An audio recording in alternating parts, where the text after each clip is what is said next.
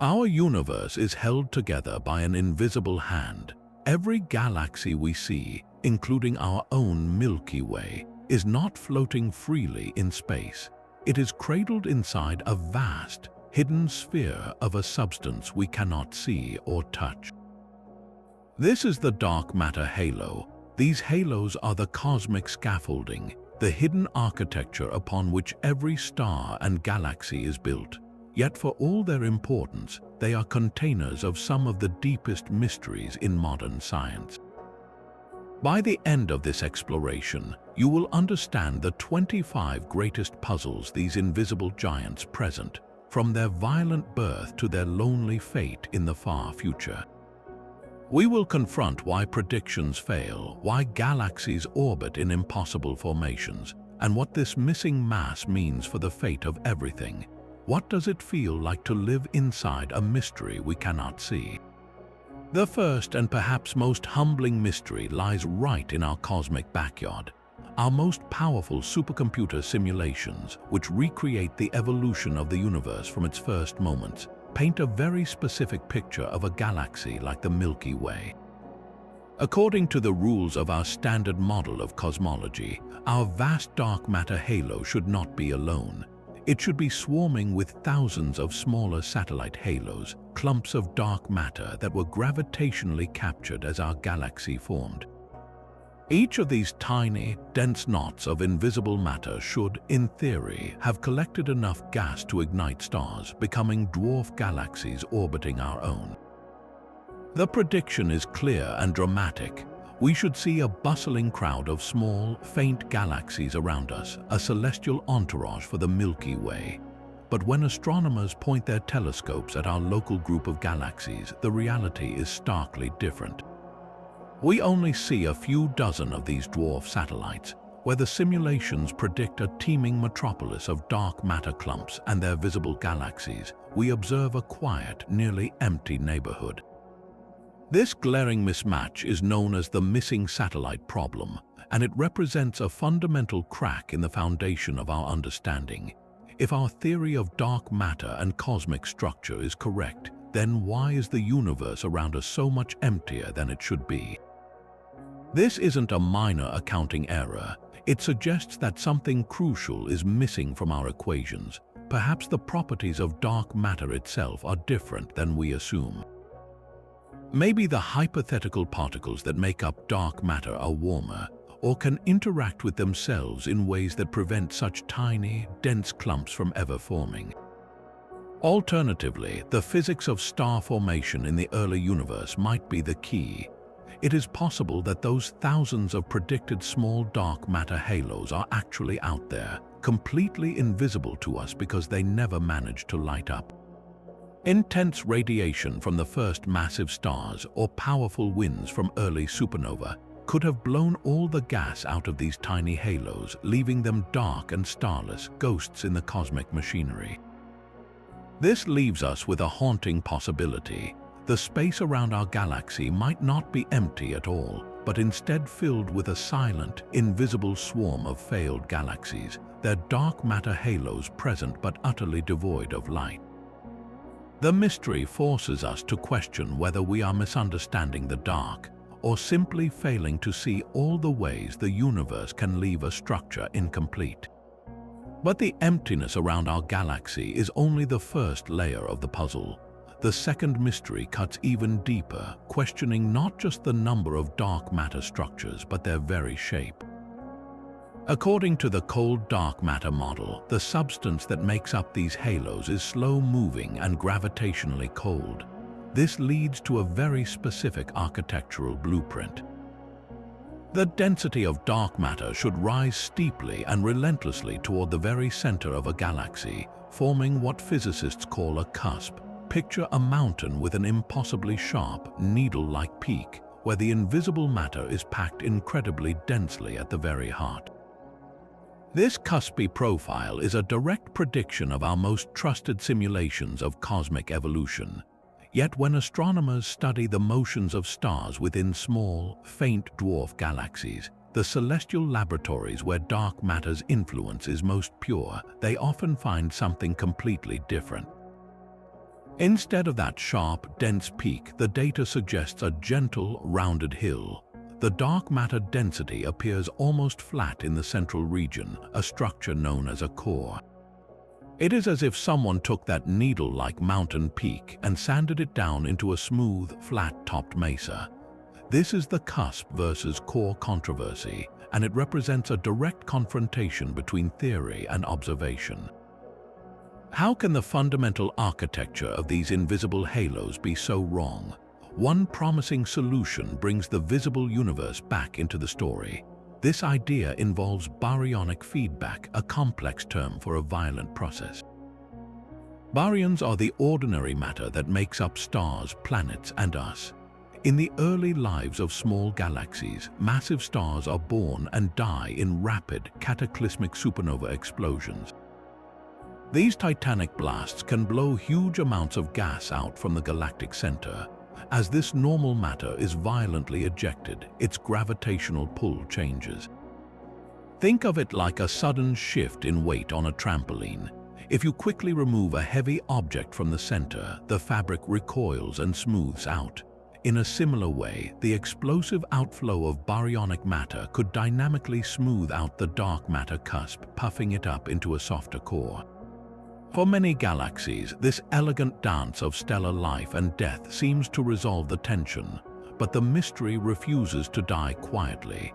There exist ultra-faint dwarf galaxies, so small and pristine they have had very few of these dramatic supernova events. According to the feedback theory, these galaxies should still possess the original, sharp dark matter cusps predicted by pure theory. Yet when we look at them, some still show signs of those flat, constant density cores. This is the stubborn heart of the controversy. If supernova feedback cannot explain these cores, then what can? The implication is profound. It suggests that dark matter itself might have intrinsic properties that prevent it from clumping too densely. Perhaps dark matter particles can interact with each other through some unknown force, creating a kind of internal pressure that stops them from collapsing into a sharp peak. Or maybe our understanding of gravity itself needs revision on these tiny galactic scales. Each of these faint, distant dwarfs becomes a silent witness, holding a secret that could rewrite the rules of the cosmos. The core remains, a smooth and puzzling absence where a sharp peak was promised. The third mystery intensifies the conflict between our cosmic blueprints and the empty sky. We have dwarf galaxies that are too faint, and we have dark matter halos that are too strong. This is the too big to fail problem, and it strikes at a different layer of the puzzle entirely. The missing satellite issue was about a lack of small dark matter clumps. But here, the supercomputer simulations tell us that some of the satellite dark matter halos orbiting galaxies like the Milky Way are not small at all. They are colossal. They are so massive with such deep gravitational wells that forming stars within them should be almost trivial. Gas should have been irresistibly pulled into these powerful halos, condensing and igniting into brilliant balls of stars. According to every rule of galaxy formation we know, these particular halos are too big to fail at becoming luminous galaxies. They should be the brightest jewels in our galactic halo, shining beacons impossible to miss. Yet when we search, we find nothing. The space where these mighty halos are predicted to exist is dark. It is as if we have the architectural plans for a series of majestic, sturdy cathedrals. We can even feel the solid foundation they are built upon, but when we look, we see only empty fields. The cathedrals themselves are missing. This forces a difficult choice. Either our understanding of how galaxies ignite within these dark matter containers is fundamentally flawed, or the containers themselves are not what we think they are. Perhaps there is a hidden threshold, a secret rule that prevents gas from cooling and collapsing into stars even within a powerful gravitational grip. Maybe intense radiation from the early universe sterilized these halos, leaving them perpetually dark, but the more tantalizing possibility points back to the invisible substance itself. If dark matter is warm, meaning its particles move at significant fractions of light speed, it would have a smoothing effect. This warmth would prevent dark matter from clumping into such extremely dense, small-scale structures. Those predicted massively dense halos would simply not exist in their simulated form.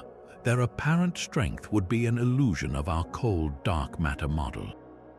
Alternatively, if dark matter particles can interact with each other through some dark force, they could transfer energy, effectively puffing up these halos from within and making them less efficient at trapping gas.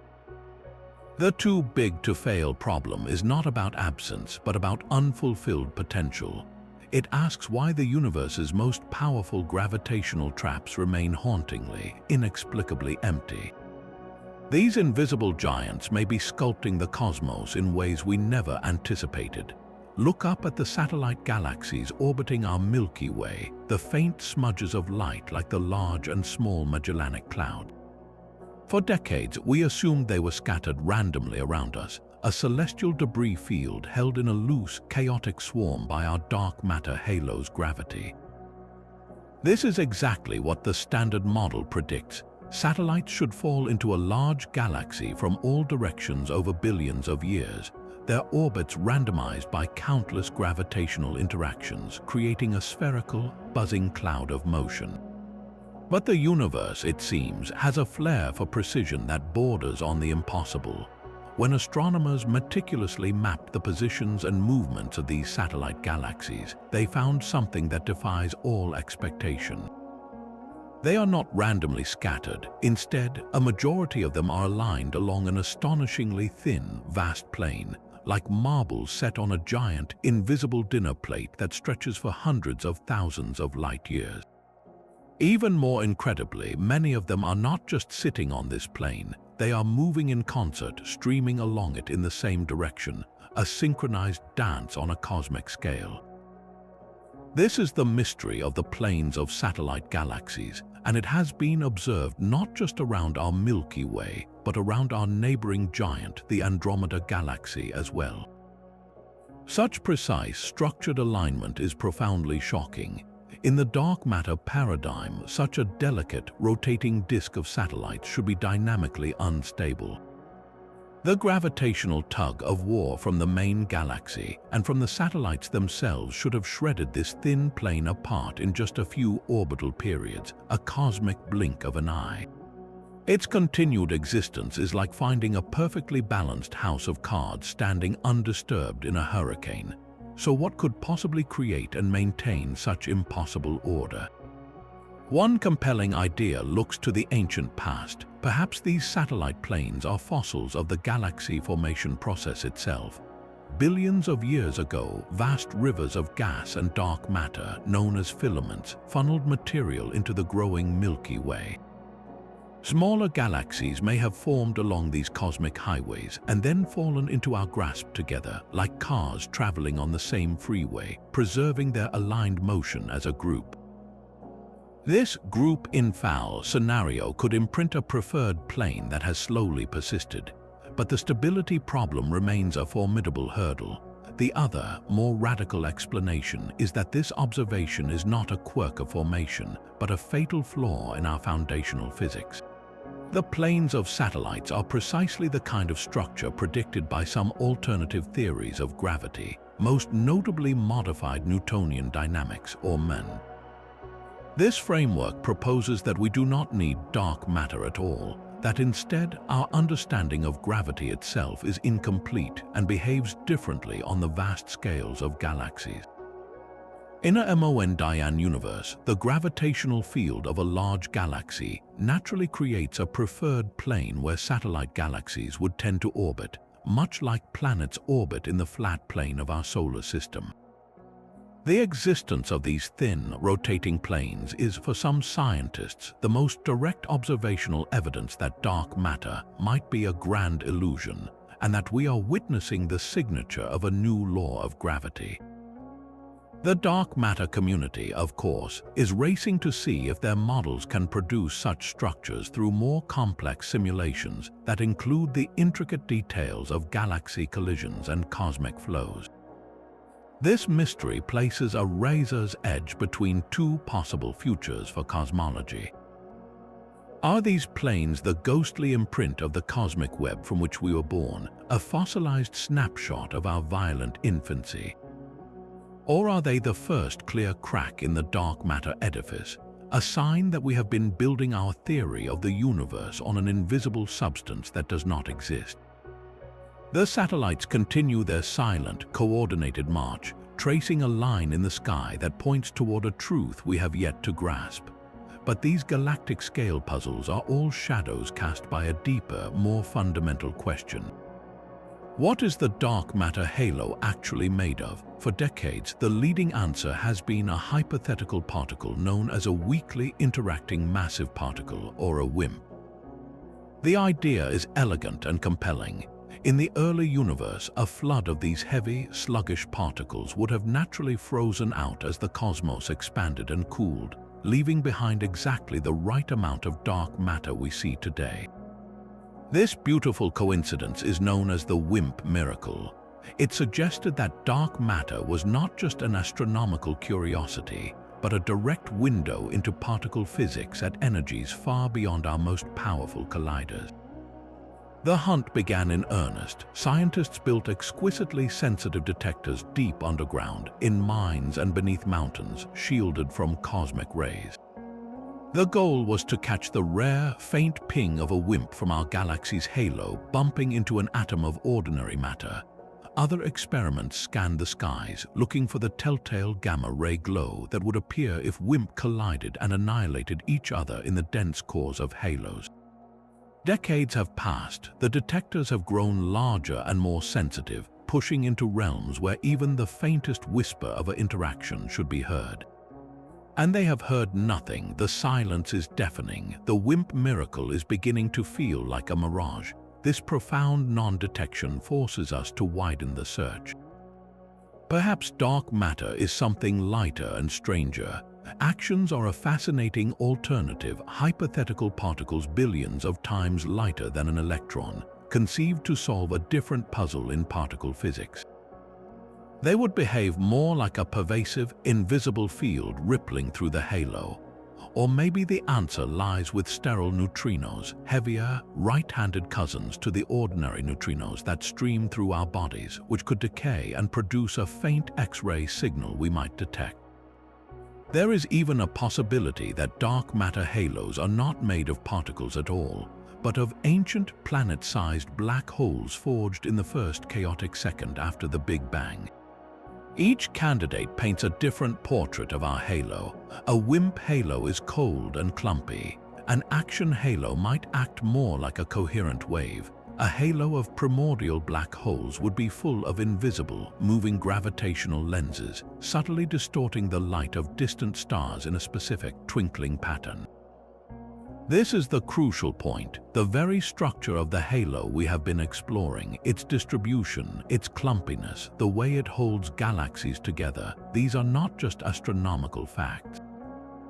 They are direct cosmic-scale readouts from the universe's largest particle detector.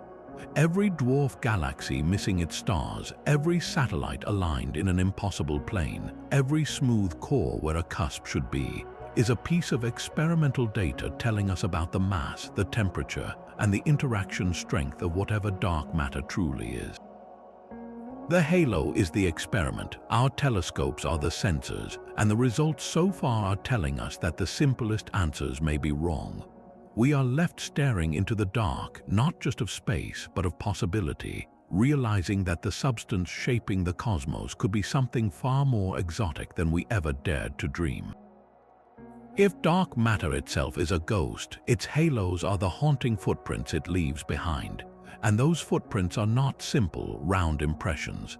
The sixth mystery reveals that these invisible giants are not the perfect spheres we might intuitively imagine. Our most detailed simulations show that dark matter halos are complex, dynamic structures, most often shaped as triaxial ellipsoids.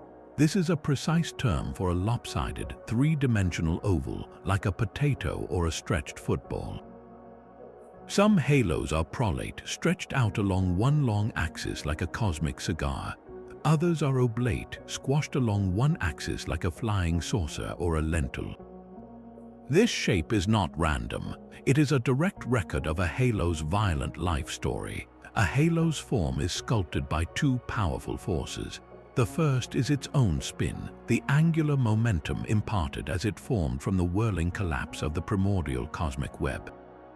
This spin tends to flatten a halo into an oblate shape, much like a spinning ball of pizza dough flattens out into a disk. The second, and more dramatic, force is merger history. When two halos collide and merge in a cataclysmic event that can last billions of years, they don't simply blend into a smooth sphere. The gravitational chaos stretches and tears at their dark matter, leaving behind a tangled, elongated remnant. A prolate, cigar-shaped halo is often the scar of a major galactic collision, a fossil of an ancient act of cosmic cannibalism. This means that by measuring the shape of our Milky Way's own dark matter halo, we could read the autobiography of our galaxy. Is it a flattened disk speaking of a relatively quiet formation dominated by spin? Or is it a long, thin needle pointing toward the direction of a long-ago titanic merger that built our galactic home? The problem is, measuring the shape of something completely invisible is one of the hardest tasks in all of astronomy. We cannot see the halo's edges. Instead, scientists must use ingenious, indirect methods. They map the hyper-fast orbits of rare stars flung far into the galactic outskirts, tracing the contours of the gravitational well that guides them. They study the delicate distortions, the gravitational lensing, of light from distant quasars as it passes through our halo's outskirts. Each method is like feeling the shape of a ghost in a pitch-black room by listening to the echoes it creates. The stakes for this measurement are extraordinarily high, extending far beyond galactic archaeology. For scientists waiting in deep underground labs, hoping to catch a dark matter particle from our halo, the shape is everything. The rate at which these particles should stream through our detectors depends entirely on the density and the motion of the dark matter in our immediate vicinity. If our local halo is a smooth, spherical cloud, the wind of dark matter particles should be relatively steady and uniform. But if it is a lopsided, lumpy, or highly flattened structure, that wind could be gusty and directional. It might even contain dense rivers or clumps of dark matter, relics of swallowed dwarf galaxies that would create a temporary surge in the signal. A failure to account for the true, complex shape of our halo could mean we are listening for the wrong signal in the dark, explaining decades of silent detectors. The halo's form is not a minor detail. It is the very lens through which we must view every attempt to touch the invisible. These ghostly footprints lead us back to the very beginning of everything. To understand the dark matter halo we live in today, we must trace its lineage to the first moments of the cosmos. In the searing heat of the Big Bang, the universe was not perfectly smooth. Imprinted upon that primordial fireball were faint ripples, quantum whispers of unevenness so tiny they defy description. As the cosmos expanded and cooled, gravity began to work on those whispers.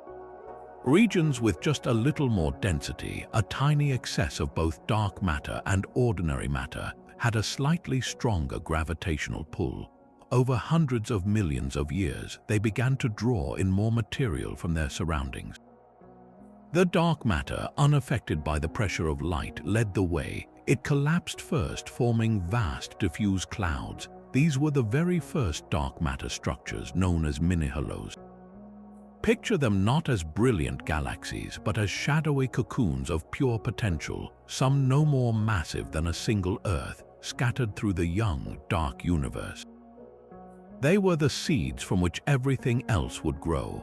But a seed alone does not make a forest. The next chapter is one of relentless construction and violent mergers. Gravity is a sculptor that never rests. Those first mini-halos did not remain isolated. They were drawn together by their mutual attraction, colliding and merging in a slow-motion dance spanning billions of years. Two small halos would smash together, their dark matter mingling to form a larger, more massive halo. That new, larger halo would then attract and consume others. This process, called hierarchical structure formation, is the fundamental engine that built our cosmos. It is a bottom-up assembly where tiny Lego blocks of dark matter combine to form ever larger and more complex structures. The largest mergers were cosmic earthquakes. When two halos, each containing fledgling galaxies, collided, it was a titanic event. Stars would stream out in vast tidal tails, and the dark matter halos would violently stir each other, eventually settling into a new blended giant. Our own Milky Way's halo is a palimpsest, a layered record of countless such mergers, from the digestion of tiny mini-halos to the colossal impact that may have formed its thick stellar halo. This merging process did not happen randomly in all directions. The dark matter, along with the gas, flowed along the densest pathways in the universe, the filaments of the cosmic web. Think of it as a gravitational river system. The mini-halos were like water droplets condensing along the threads of a vast, three-dimensional spiderweb. They flowed along the filaments, merging into larger halos at the intersections, the nodes of the web. This is how galaxy clusters, the great metropolises of the universe, were built at these bustling crossroads. Yet for all we understand about this grand assembly line, profound mysteries remain about the very first chapters. What did the absolute first dark matter halos look like? Could some of those pristine mini-halos, those original seeds from the dawn of time, have survived to the present day without ever merging into something larger?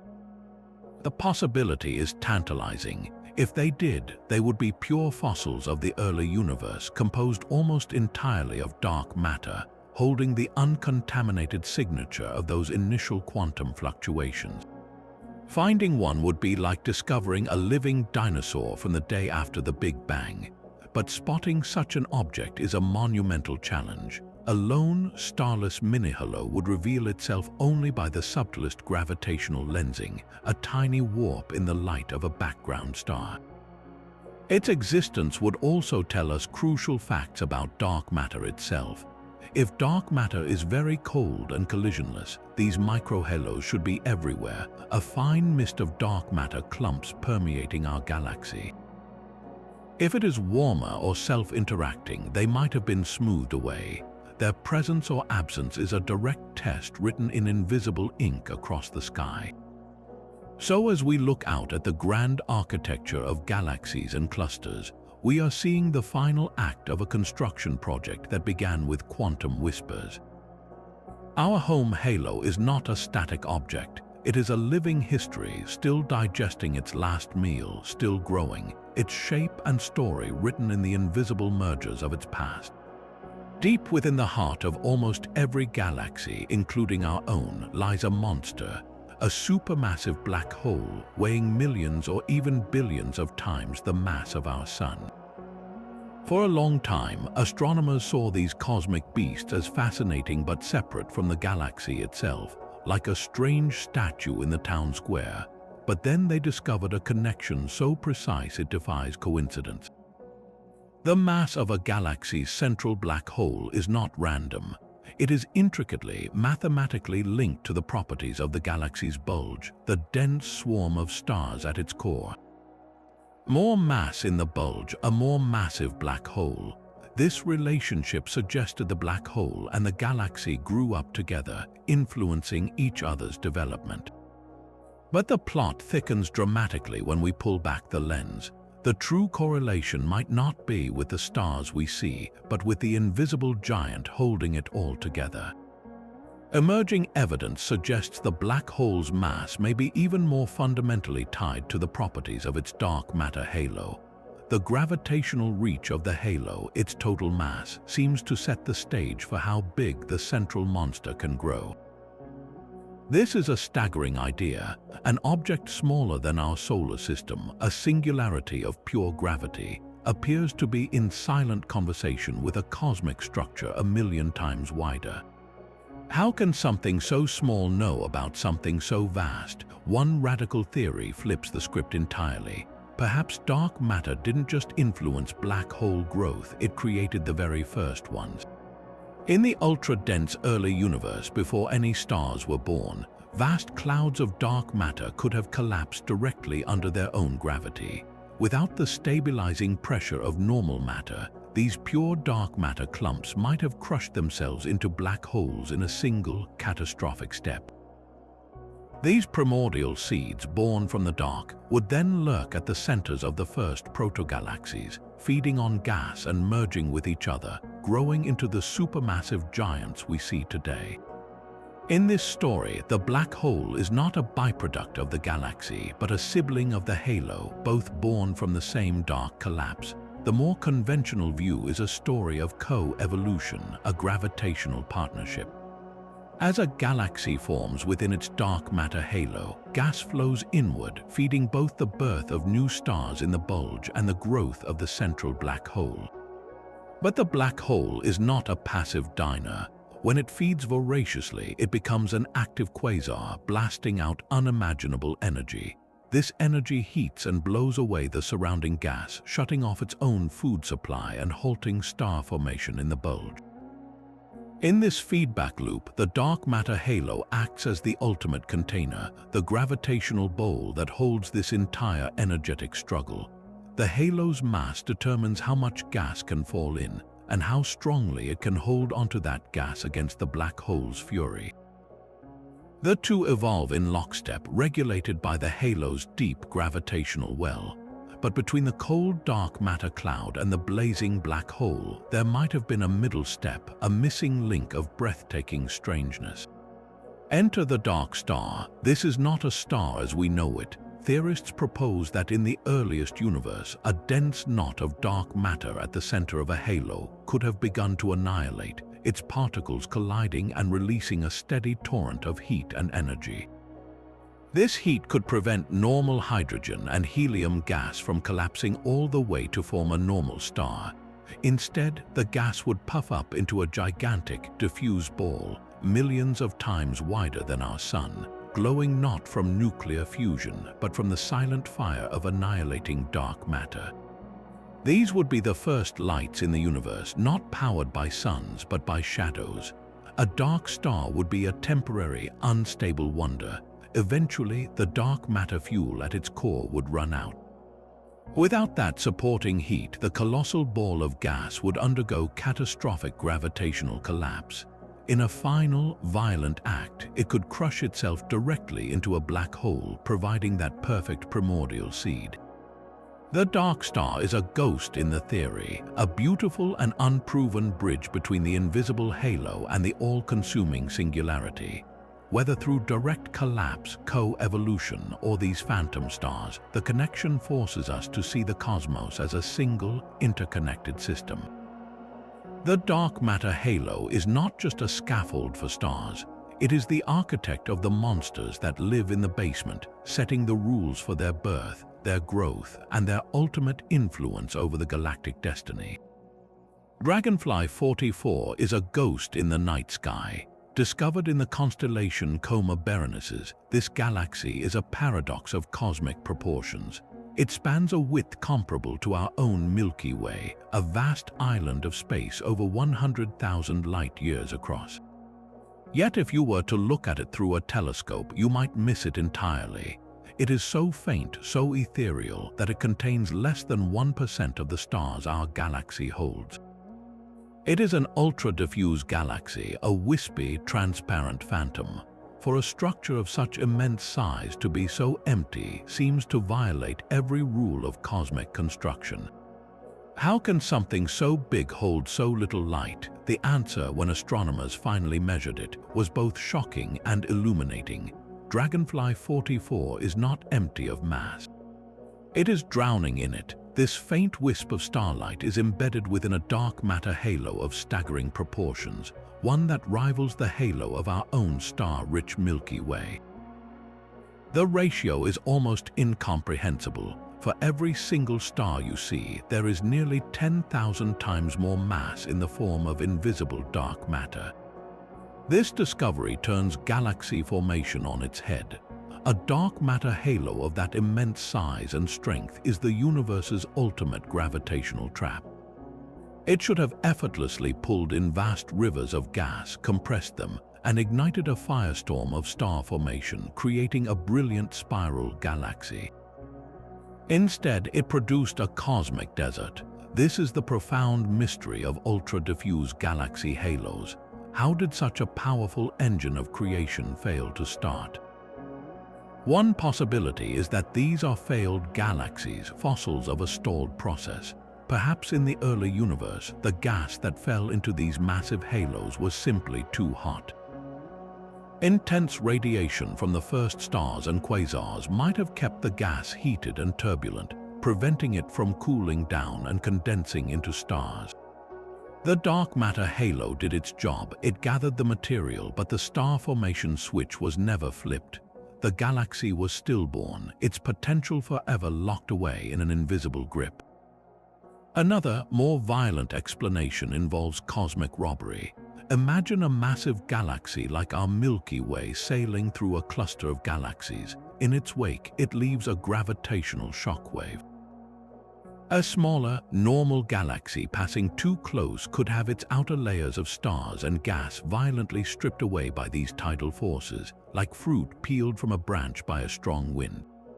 What remains is a dense, dark matter-rich core, now bloated and diffuse, wandering as a galactic ghost. Dragonfly 44 could be the stripped skeleton of a once normal galaxy.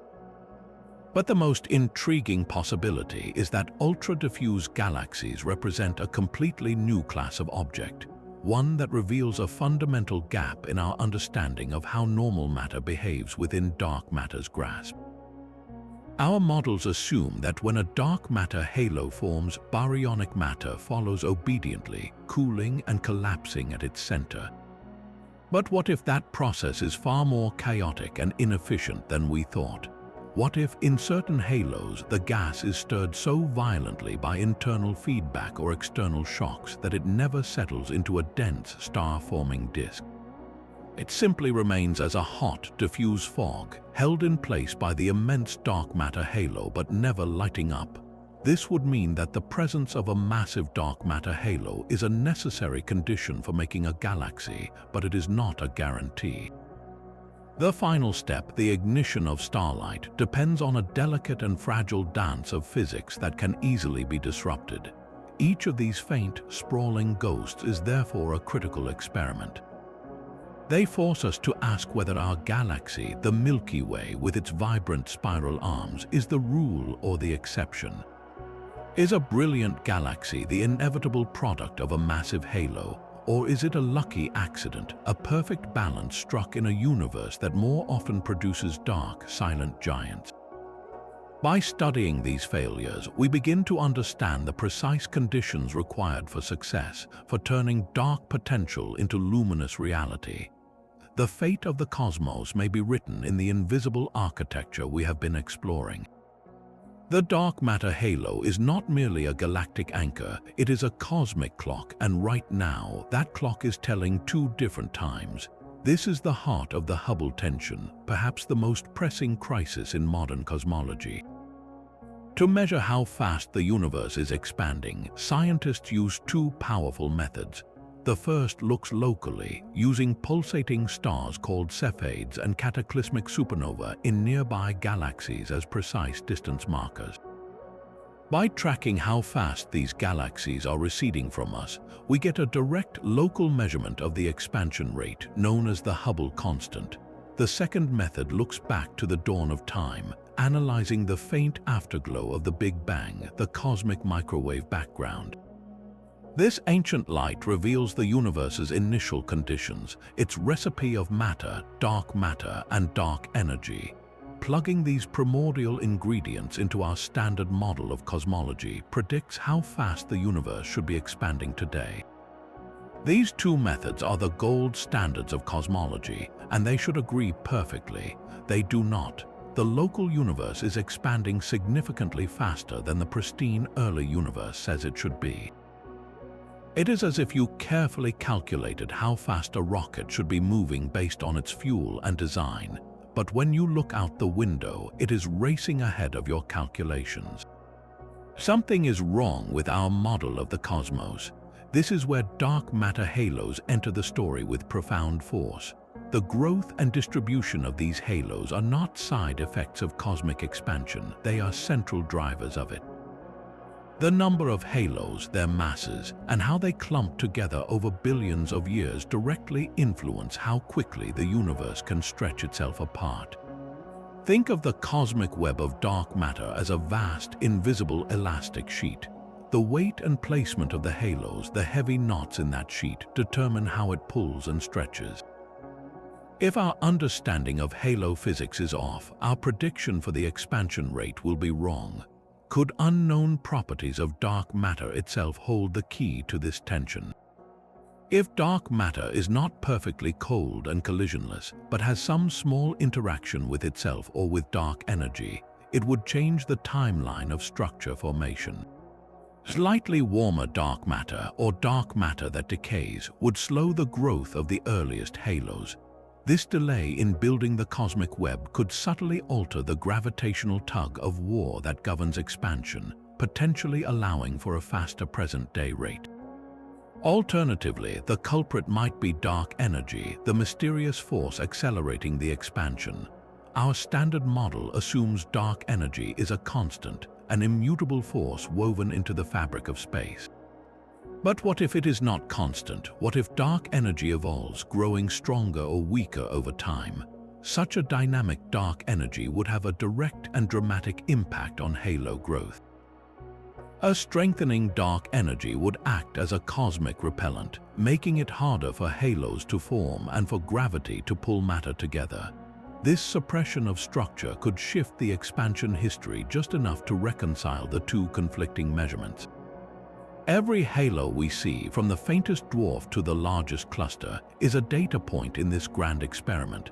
Their abundance, their distribution across cosmic time, are sensitive probes for these invisible forces. By counting halos at different epochs, astronomers are essentially taking the universe's temperature, checking if our models of dark matter and dark energy are correct. The Hubble tension forces us to see these halos in a new light. They are not just the homes of galaxies, they are the gears in the cosmic clock, and their precise workings determine whether the universe will end in a frigid, eternal expansion or some other unknown fate. If we cannot understand why our local measurement of expansion disagrees with the primordial one, then our entire timeline of cosmic history, from the first halo to the last galaxy, may be built on a fundamental error. The invisible giants hold the answer not just to the structure of space, but to its ultimate destiny. The original evidence for dark matter was not found in the vast emptiness of space, but in the graceful spin of our own galactic neighborhood. In the 1970s, astronomer Vera Rubin made a discovery that would shake the foundations of physics. She meticulously mapped the speeds of stars and gas clouds orbiting within spiral galaxies. According to Newton's laws and the pull of gravity from all the visible stars, a simple prediction held. Stars close to the galactic center, where the bright bulge of stars is concentrated, should whip around at tremendous speeds. As you move farther out into the sparse, dim outskirts of the spiral arms, those orbital speeds should drop off sharply, just as planets farther from the sun move more slowly. This is not what she found. The rotation curves, the graphs plotting orbital speed against distance from the center, were flat.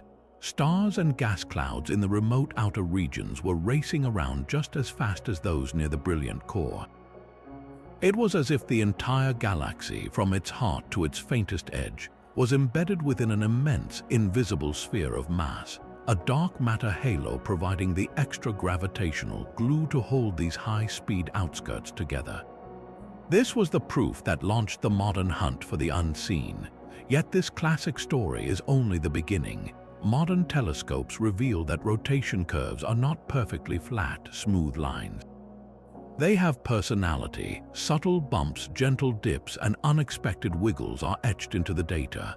These are not errors, they are clues. Every kink in the curve is a gravitational signature, a whisper from something hidden. A small, dense clump of dark matter, a swallowed dwarf galaxy orbiting within the main halo, could create a localized spike in gravity. imparting a slight speed boost to stars in that particular galactic suburb. Conversely, a region where the dark matter is slightly smoother or less dense might show as a shallow dip in the rotation speed. By decoding these subtle anomalies, astronomers are no longer just proving dark matter exists, they are attempting to map its invisible geography. They are using the precise orbits of billions of visible stars as probes to chart the substructure of the halo, to find the rivers and mountains within the dark. This turns every spiral galaxy into a cosmic scanner, its stars tracing the contours of the unseen. The ultimate goal of this precise mapping is to settle the great debate between cusps and cores. A galaxy with a steep, dense cusp of dark matter at its heart should produce a rotation curve that rises very sharply at the very center. One with a soft, constant density core should show a more gentle, rounded rise. By measuring the innermost orbits with exquisite care, scientists are reading the halo's central blueprint in the motion of stars. This direct link means that the centuries-old study of celestial mechanics, of orbits and gravity, has become our most powerful tool for dissecting a substance we cannot see. The rotation curve is the halo's fingerprint, and every loop and swirl in that fingerprint tells a story of ancient mergers, hidden clumps, and the fundamental nature of the dark matter particle itself. The silent halo is not so silent after all. It is singing a complex gravitational song, and we are only now learning how to listen. The gravitational fingerprints of a single galaxy are profound, but to witness the true, raw power of dark matter, we must step back and behold the universe's greatest cities. Galaxy clusters are the titans of the cosmos, vast metropolises containing hundreds or even thousands of individual galaxies, all bound together in a single, immense structure. What holds these bustling galactic swarms together? The answer is a dark matter halo of almost unimaginable scale. A cluster's halo is a monster, a spherical cloud of invisible mass that can weigh 1,000 trillion times more than our Sun, stretching across millions of light years.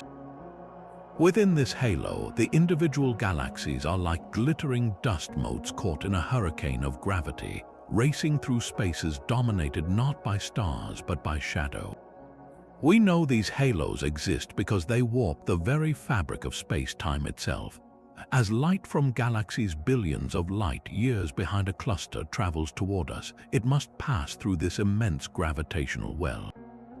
The dark matter halo acts as a colossal lens, bending and distorting that distant light into faint, stretched arcs and multiple images, a phenomenon called gravitational lensing.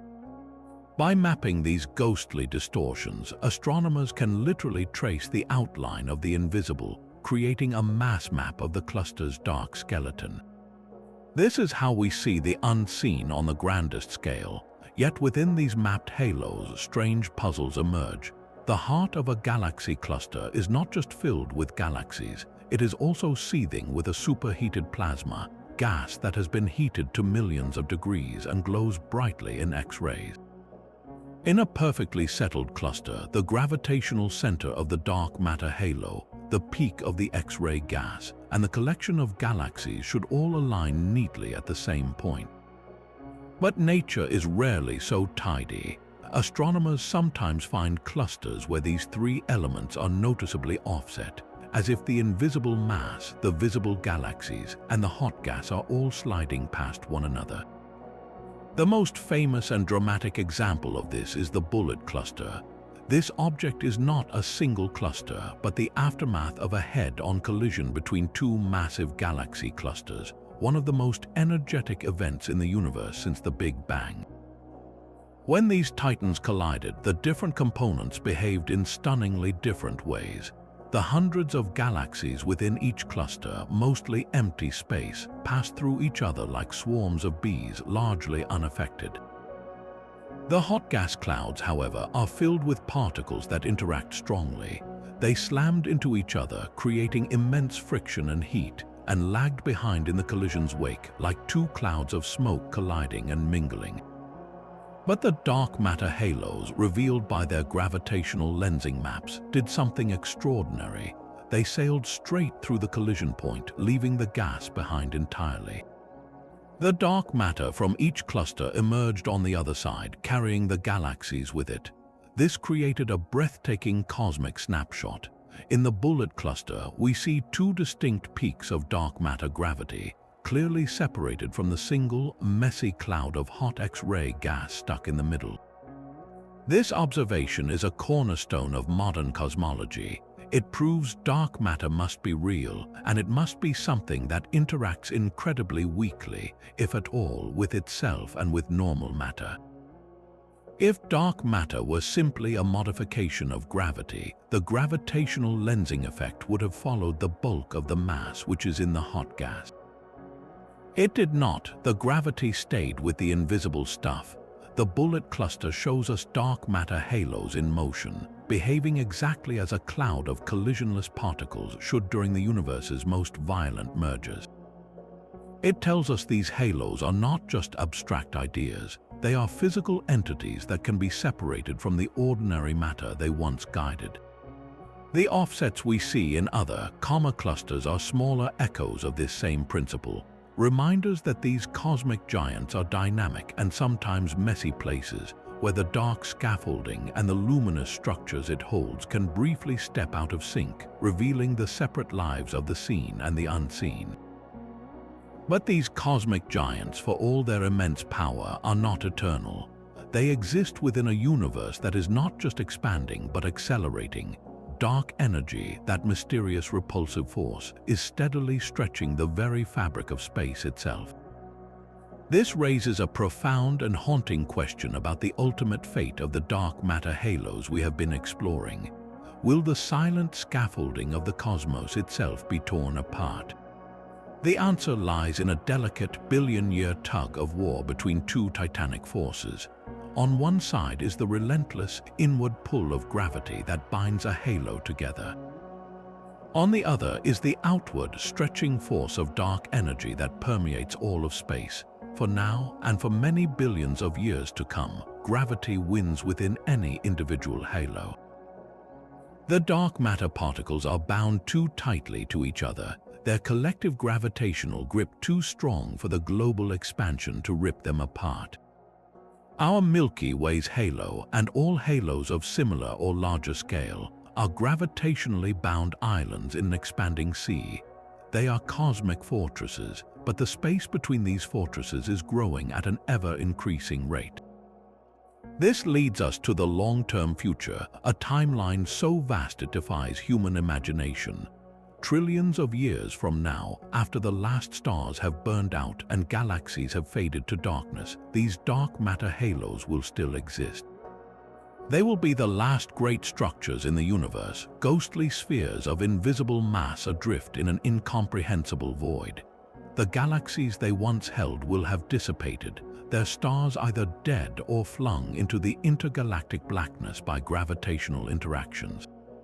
What remains will be halos of pure dark matter, dotted with the frozen remnants of dead stars and planets orbiting in perpetual night. This is not the end of the story, however. There is a more subtle process at work known as halo evaporation. While the halo as a whole is bound, individual dark matter particles at its outermost edges are only loosely held by the collective gravity. They orbit slowly in the vast, tenuous outskirts. Over cosmic timescales, the accelerating expansion of space can provide just enough of a nudge to these fringe particles. One by one, they can gain enough energy to escape the halo's gravitational well entirely, drifting off into the expanding void. It is a slow, inexorable leak, like a planet losing its atmosphere molecule by molecule over eons. For a massive halo, this evaporation is negligible on any timescale we can comprehend. But given enough time, an almost infinite amount of time, even the greatest halos could, in theory, be whittled away to nothing by this process. Their fate then depends on the true nature of dark energy. If dark energy remains constant, as our simplest models assume, the expansion will continue to accelerate forever.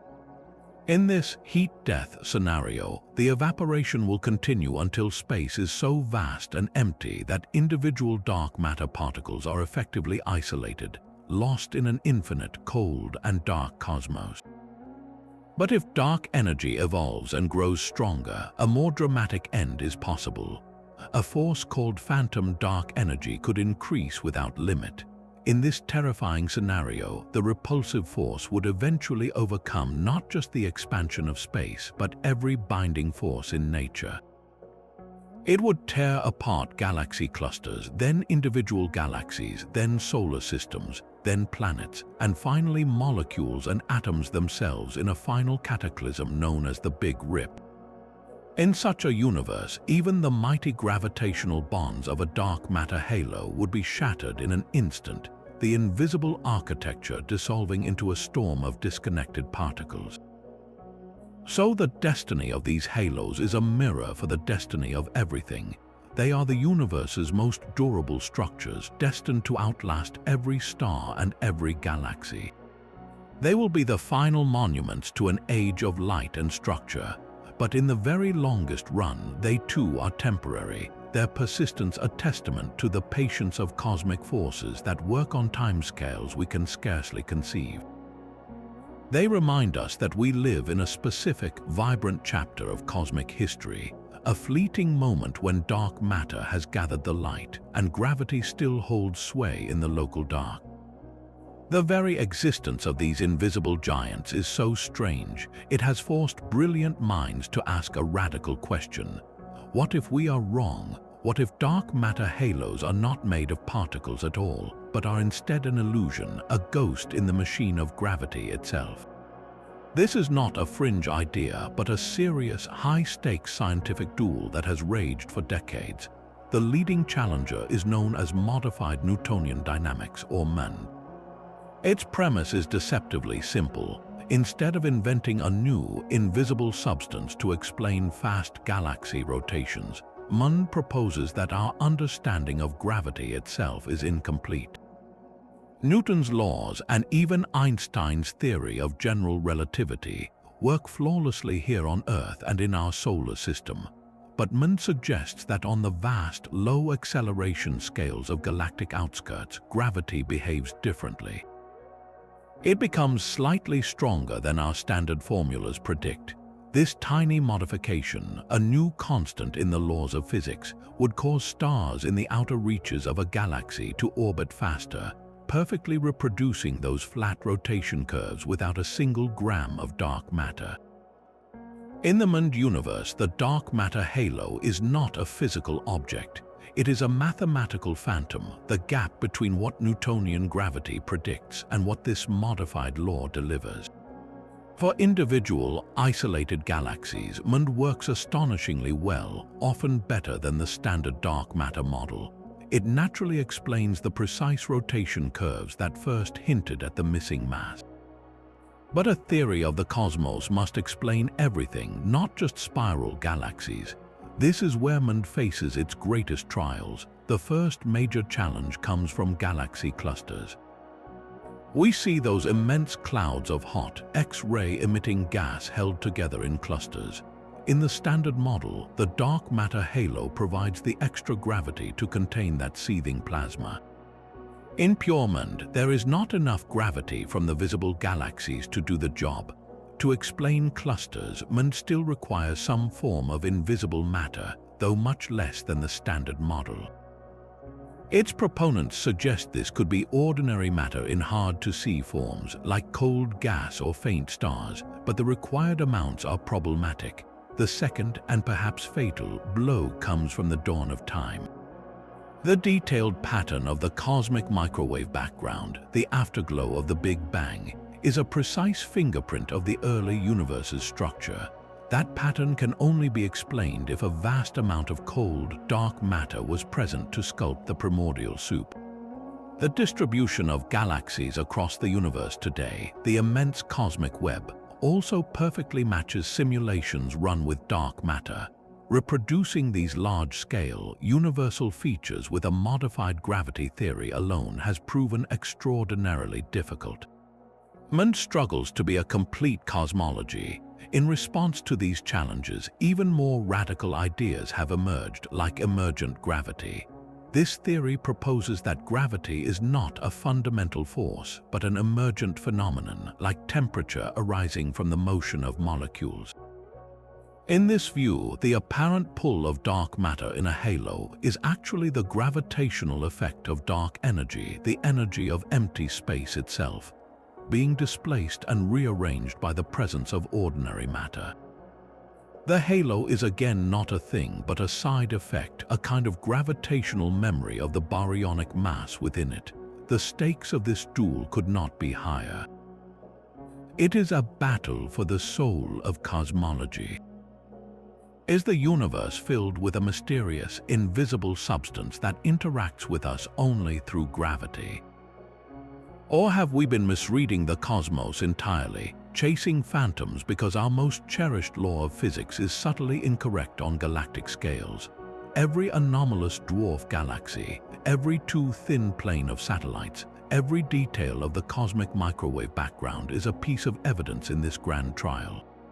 The dark matter halo sits at the center of the courtroom, its true nature the verdict that will reshape our understanding of reality. The cosmic duel between invisible matter and modified gravity hinges on a single, definitive piece of evidence, a direct signal from the dark.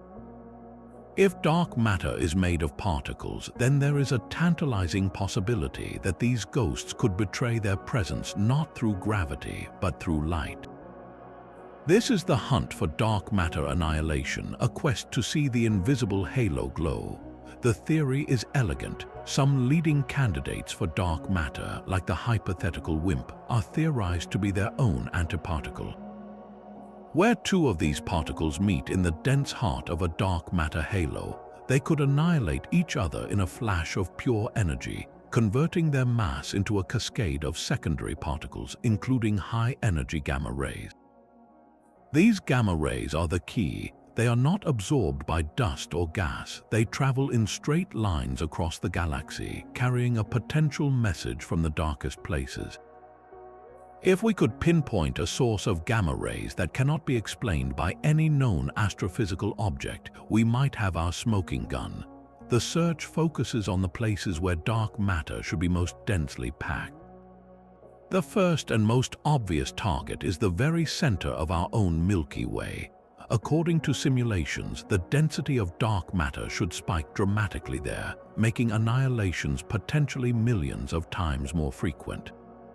For over a decade, scientists have scoured data from the Fermi Gamma Ray Space Telescope, mapping the high-energy sky, and they found something intriguing: an unexplained excess of gamma rays emanating from the galactic center, with an energy profile that roughly matches what some dark matter models predict.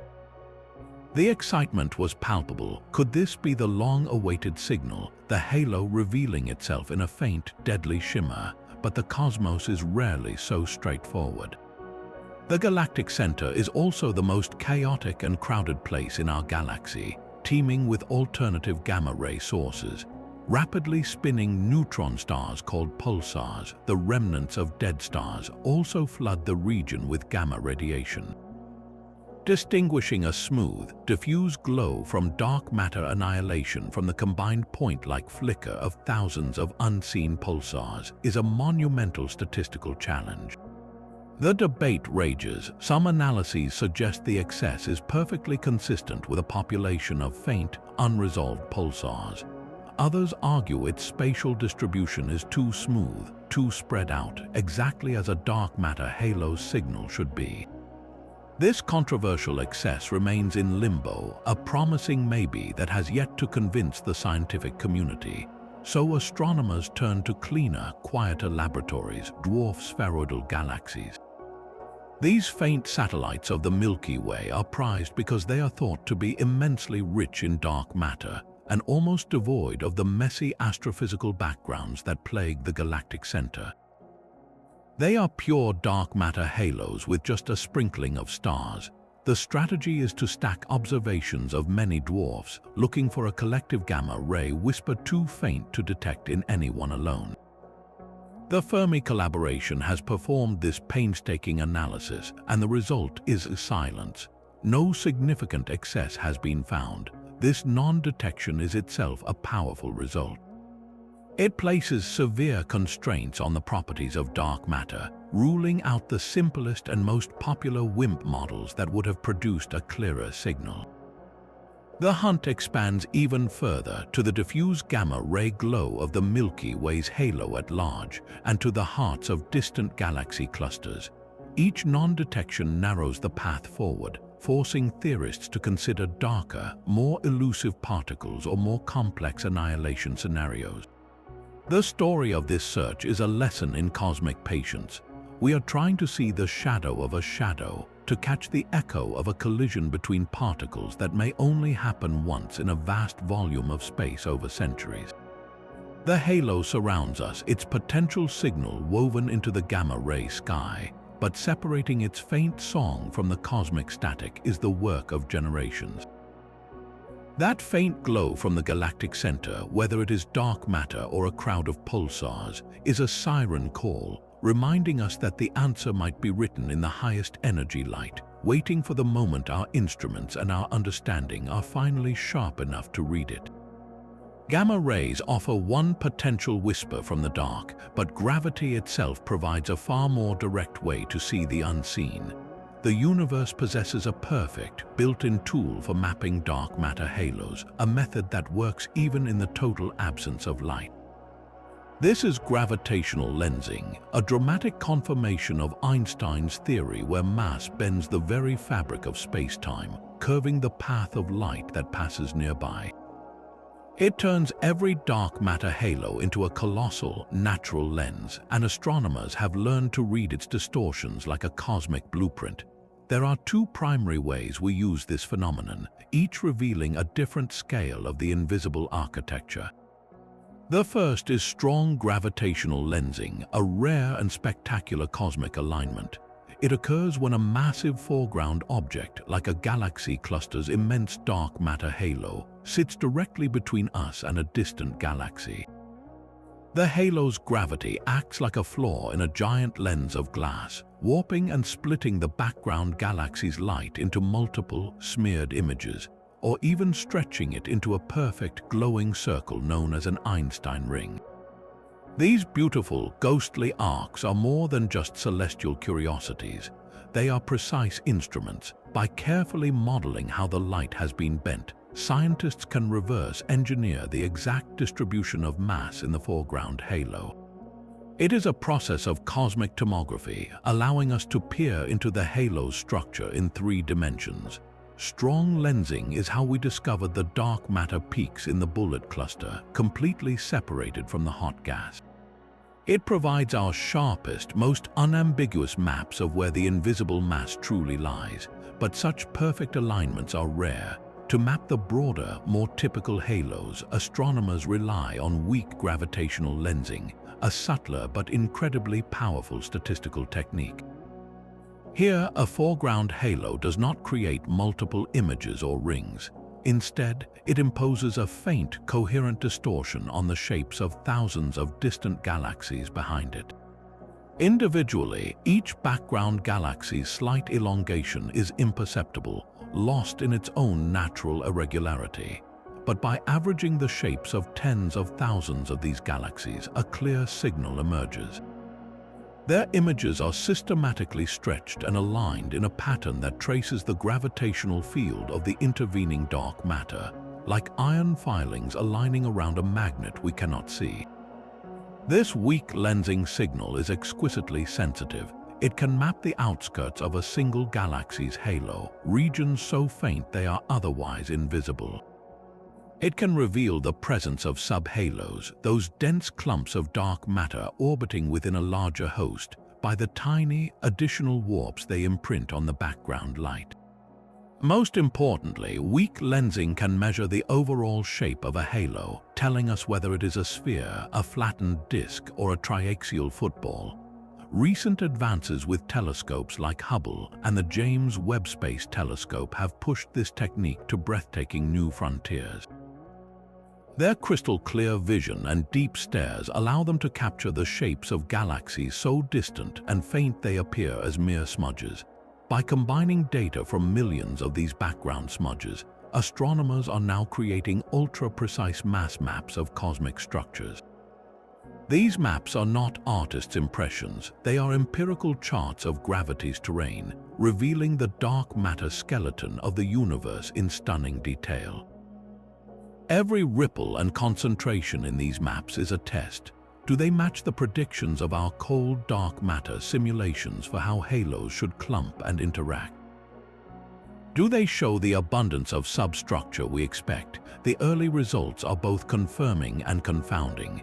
The maps broadly validate the cosmic web of dark matter, but they also continue to probe those persistent tensions, like the exact distribution of mass in galactic centers. With each new, deeper field of view, these invisible giants are being forced to cast a longer, clearer shadow, their secrets gradually pulled into the light by the relentless bending of starlight itself.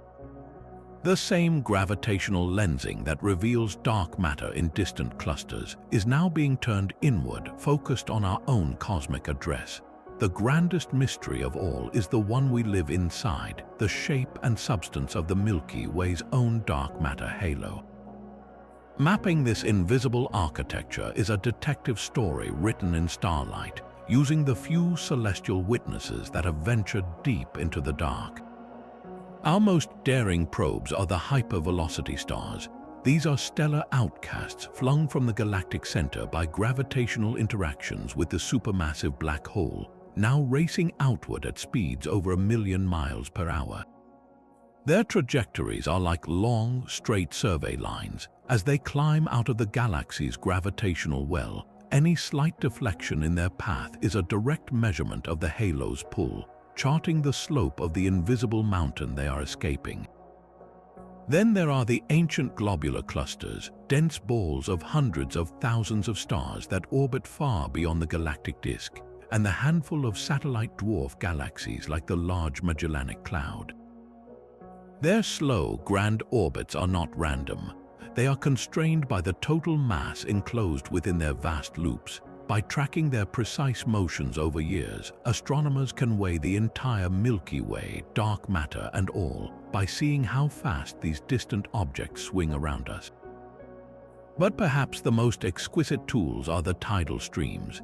These are the ghostly ribbons of stars, the stretched-out remains of small star clusters or dwarf galaxies that ventured too close to our galaxy's gravitational tide.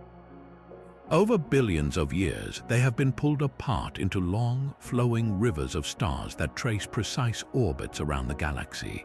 Think of them as cosmic yarn unwinding through the halo. The exact shape and density of these stellar streams are hypersensitive to the gravity field they move through. A perfectly smooth, spherical halo would produce one kind of stream. A lumpy, football-shaped halo would tug and distort the stream in a different way. By reading the subtle kinks and gaps in these stellar rivers, scientists can feel the texture of the dark matter, detecting the gravitational footprints of unseen subhalos that have brushed past. The emerging portrait of our home halo is complex and still blurry. The current best fit suggests our halo is not a perfect sphere. It is likely a mildly oblate spheroid, slightly squashed like a fluffy pillow, with its short axis aligned roughly with the galactic disk. It also appears to be somewhat lumpy, bearing the scars of its violent formation, with remnants of digested galaxies still swirling within it.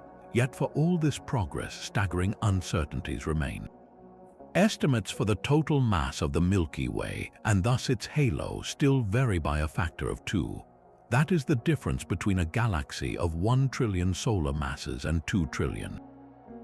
We do not know the exact edge of our halo, where its gravity finally yields to the intergalactic void. Most critically, we do not know the fine-grained distribution of the dark matter in our immediate neighborhood. Is the dark matter wind blowing past Earth smooth and uniform, or is it gusty, filled with microscopic clumps and rivers? The answer determines whether our underground detectors are listening for a steady hum or waiting for a rare, concentrated burst. Every new star mapped in the galactic outskirts, every subtle warp measured in a tidal stream, is another point on a map we are drawing in the dark. To know our halo is to know the true weight and shape of our home, and to finally understand the invisible walls of the cosmic room we have always lived in. The invisible halos we have mapped are not isolated islands. They are connected by threads of shadow woven into the largest structure in existence. If you could pull back far enough to see the universe on a scale of billions of light years, the distribution of galaxies would not be random. It would trace a delicate, three-dimensional spiderweb of breathtaking complexity. This is the cosmic web, and dark matter is both its architect and its substance. The brilliant knots where galaxies cluster are the dark matter halos we have been exploring. But the vast, faint filaments stretching between them and the immense, empty voids they surround are also made of dark matter. This is the universe's true skeleton, a scaffolding of the unseen upon which every luminous galaxy is hung. The web formed from those primordial quantum ripples, with gravity amplifying the densest tendrils over cosmic time. Dark matter, moving only under gravity's influence, collapsed first into this intricate network, a blueprint that normal matter simply followed. The halos are the dense cities in this dark metropolis, while the filaments are the highways, and the voids are the silent, empty deserts that stretch for hundreds of millions of light years. One of the great observational challenges is mapping the detailed anatomy of this ghostly structure. We see the galaxies that light up the densest knots and brightest threads, but what of the web's faintest tendrils, the places too sparse to ignite a single star? Theorists predict a diffuse, warm-hot intergalactic medium, a thin soup of hydrogen gas heated to millions of degrees by the shocks of cosmic structure formation. This gas should trace the dark matter filaments perfectly, glowing faintly in X-rays. Detecting this faint glow is like trying to see the ghostly outline of a web strung across a pitch-black sky using only the heat from its threads. Space telescopes like Chandra and XMM Newton have glimpsed hints of it, immense bridges of hot gas connecting massive clusters. But a complete map of the cosmic web's gaseous component remains a dream for future, more powerful observatories. The flow of galaxies along these dark highways is another majestic process to witness. Galaxies do not simply appear inside halos, they are guided there. Simulations show streams of gas and fledgling galaxies moving along the filaments of the web, like water flowing through river valleys, converging at the intersections where massive halos grow. This cosmic inflow is the primary way galaxies gather material and build themselves over time. Our own Milky Way likely formed at the intersection of several such dark matter filaments, and we may still be receiving streams of gas and even small galaxies flowing along these ancient, invisible rivers into our halo today. The grand mystery is whether the luminous gas we can detect tells the whole story of the web. Does the hot intergalactic medium perfectly outline every dark matter filament, or are there strands of pure dark matter, utterly devoid of any normal matter to light them up? The answer would reveal how faithfully normal matter follows the dark template, and whether there are places in the universe where dark matter has built structures that have never known light. The cosmic web is the ultimate expression of dark matter's role. It is not just the anchor for galaxies, but the very canvas upon which the entire visible universe is painted. To understand our place in the cosmos is to see ourselves not just within a halo, but upon a single thread in an unimaginably vast and intricate tapestry of shadow. This silent partnership between dark and light is far more dynamic than we ever realized. For decades, dark matter halos were seen as the immutable stage upon which the luminous drama of galaxies played out. The invisible scaffolding was thought to be passive, its shape and density dictated solely by gravity and its own collisionless nature. But a revolution in supercomputing has revealed a startling truth. The actors on that stage are not just following the script, they are actively rewriting the theater itself. This is the profound role of baryons, the ordinary matter of stars and gas, in actively sculpting the dark matter halos that supposedly contain them. The relationship is not one-way. It is a violent, intimate, and continuous feedback loop. The most dramatic sculptors are supernova explosions. When massive stars die, they do not fade quietly. They detonate with the energy of a billion suns, blasting powerful winds of radiation and hot gas out into the surrounding space. In a small, fledgling galaxy, these repeated blasts can collectively drive a galactic superwind, a hurricane of ordinary matter erupting from the star-forming core. As this colossal outflow of baryonic matter surges outward, it does not travel alone. It plows into the surrounding dark matter, transferring energy and momentum through the only language they share, gravity. Imagine a dense crowd of invisible people standing still.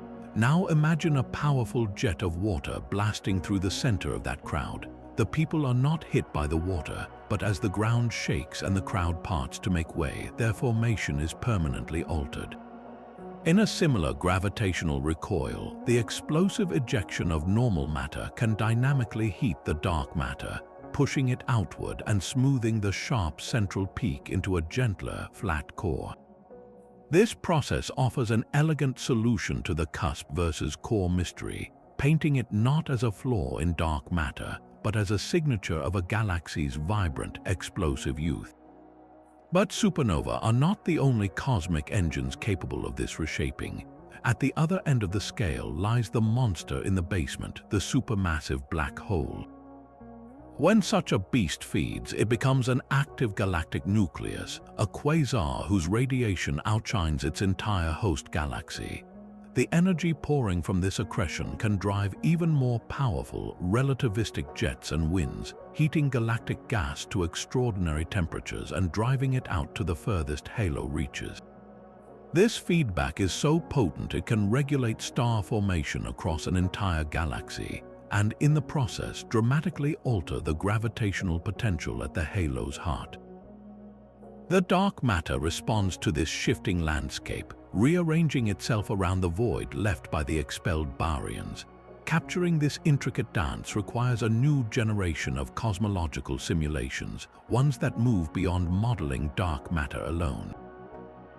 These are hydrodynamical simulations which painstakingly couple the physics of dark matter gravity with the complex fluid dynamics, chemistry, and radiation of normal matter.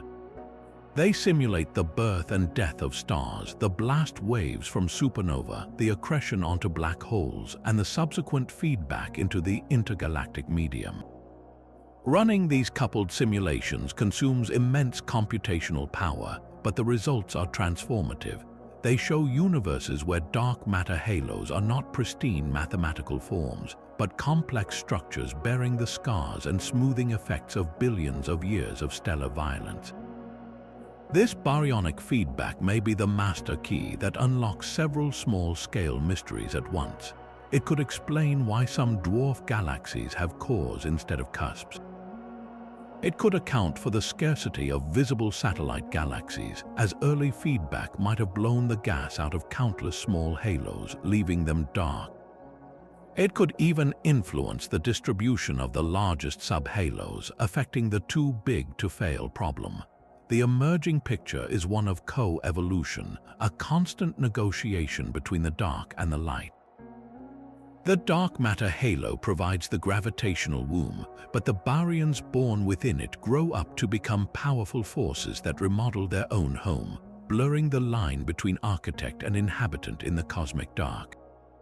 The violent feedback of baryons sculpts the dark matter stage, but what if the actors themselves are not stars but shadows? One of the most audacious ideas in cosmology suggests that dark matter halos are not made of exotic particles at all, but of the universe's oldest and darkest objects. These are primordial black holes, hypothetical monsters forged not from dying stars, but from the extreme density fluctuations in the first chaotic fraction of a second after the Big Bang. In this radical picture, our galaxy's vast halo is not a cloud of invisible particles, but a swirling, spherical swarm of countless black holes, each perhaps no more massive than an asteroid or a small planet. This idea elegantly bypasses the need for any new, undiscovered physics beyond Einstein's gravity. The dark matter mystery would be solved with objects we already know exist, just born in a different, more ancient furnace. The halo's gravity would simply be the collective pull of 1 trillion tiny singularities orbiting our galaxy. For a time, this theory fell out of favor, but recent discoveries have dragged it back into the spotlight, forcing us to ask if the cosmos is filled with the ghosts of its own violent birth. The revival began with the detection of gravitational waves from merging black holes by the LIGO Observatory. Some of these colliding black holes were surprisingly heavy, tens of times the mass of our Sun, a range not easily explained by standard stellar collapse. Could they be primordial, relics from the universe's first moments? If such objects exist in these masses, why not in far greater numbers at far smaller sizes?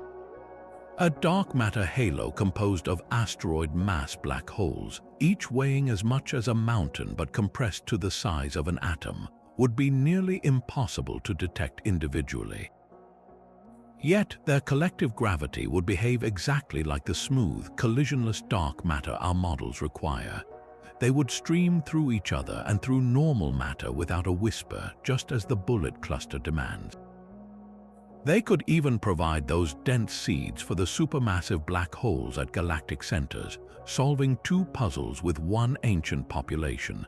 The elegance is undeniable, but nature often resists simple answers.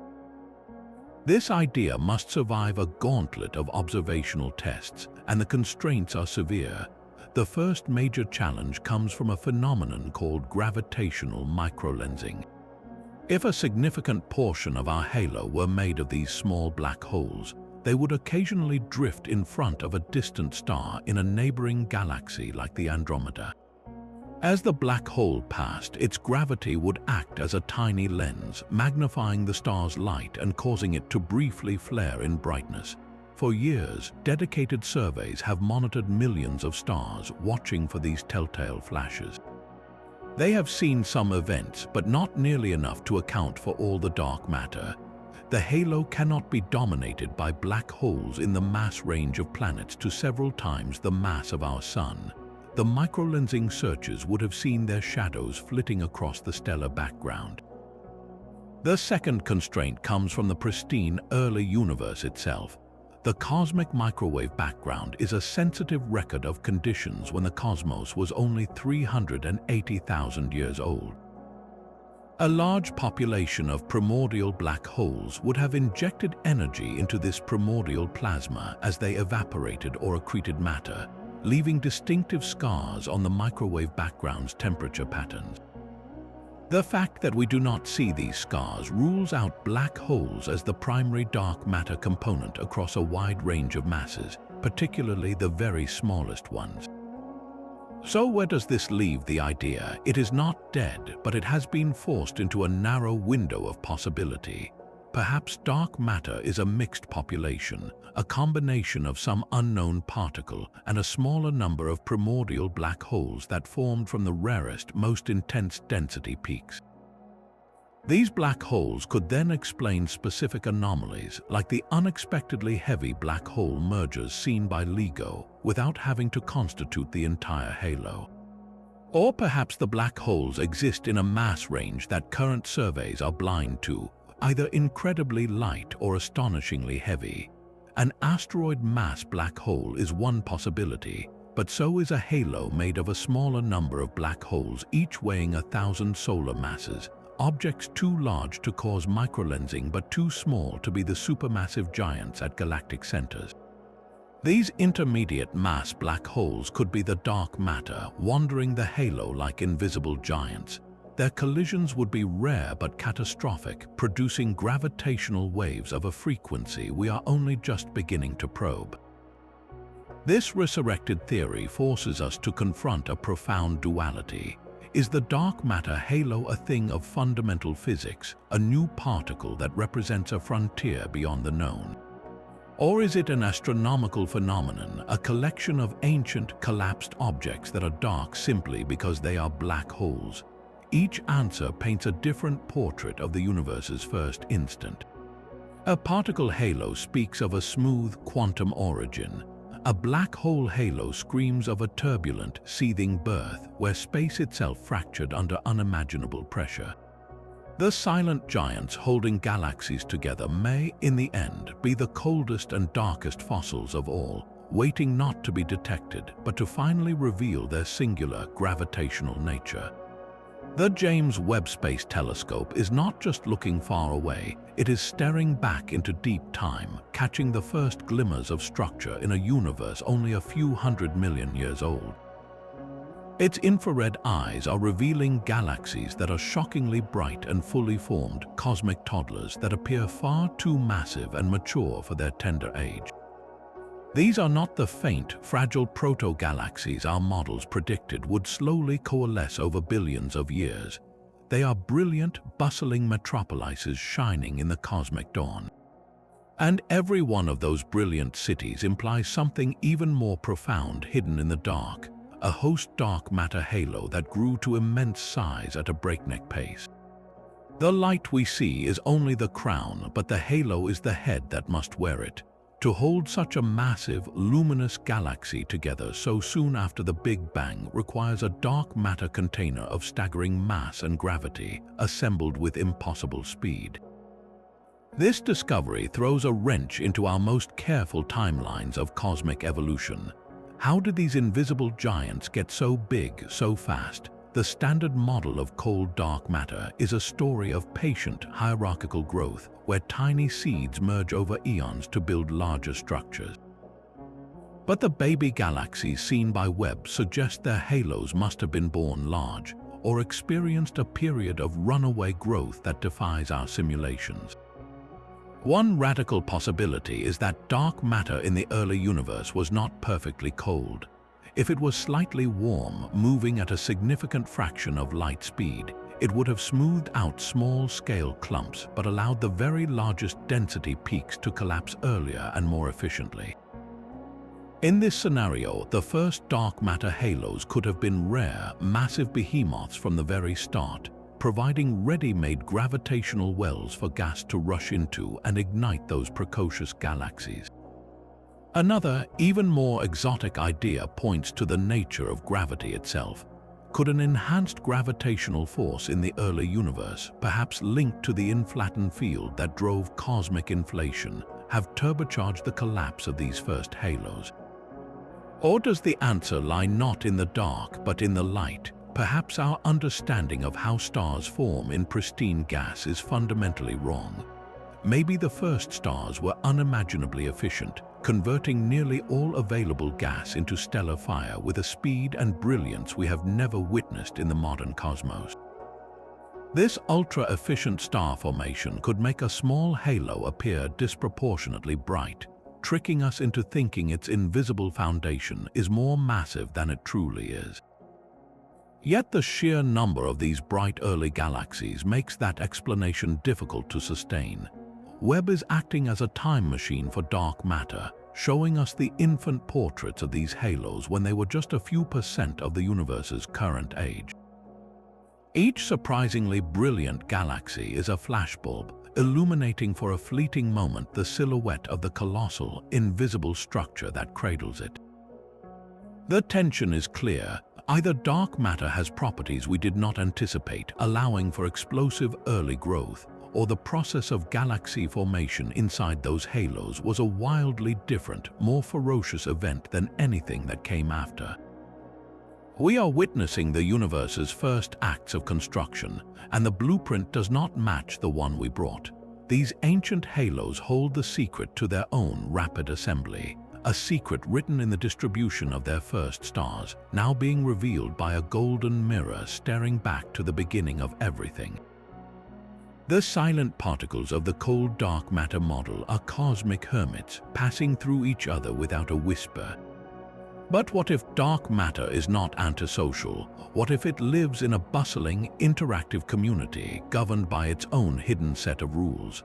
This is the compelling idea behind self-interacting dark matter, a specific model where the invisible particles don't just feel gravity, they feel each other. In this framework, dark matter experiences a new, weak force, a shadow version of the electromagnetic force that governs our visible world.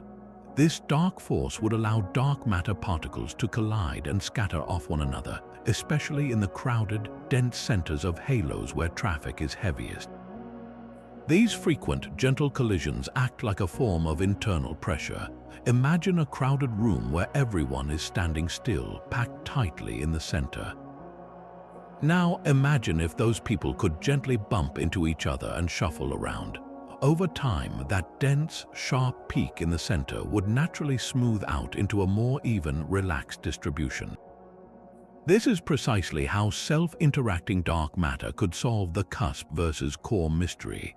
Those stubbornly flat density profiles in dwarf galaxies are not a problem but a prediction. The dark matter has simply interacted its way into a softer, more spread-out configuration. The effects ripple outward. In the vast, sparse outskirts of a halo, collisions would be rare, preserving the overall structure we see on large scales.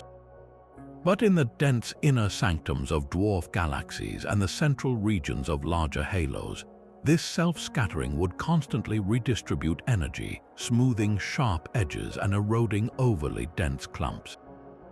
This could also address the missing satellites and too-big-to-fail problems. If small subhalos have their cores puffed up by internal collisions, they become less efficient at attracting and holding onto gas, making them more likely to remain dark or form far fewer stars. The invisible swarm around our galaxy might still be there, but rendered faint and diffuse by its own social physics. The search for evidence of this interactive dark sector turns to cosmic collisions. We saw in the bullet cluster that dark matter appears to sail through without slowing, proving it doesn't interact strongly with normal matter. But self-interacting dark matter predicts subtle, telltale signatures in less violent encounters. When two clusters of galaxies graze past each other in a slow, off-center merger, the dark matter components might exhibit a slight drag.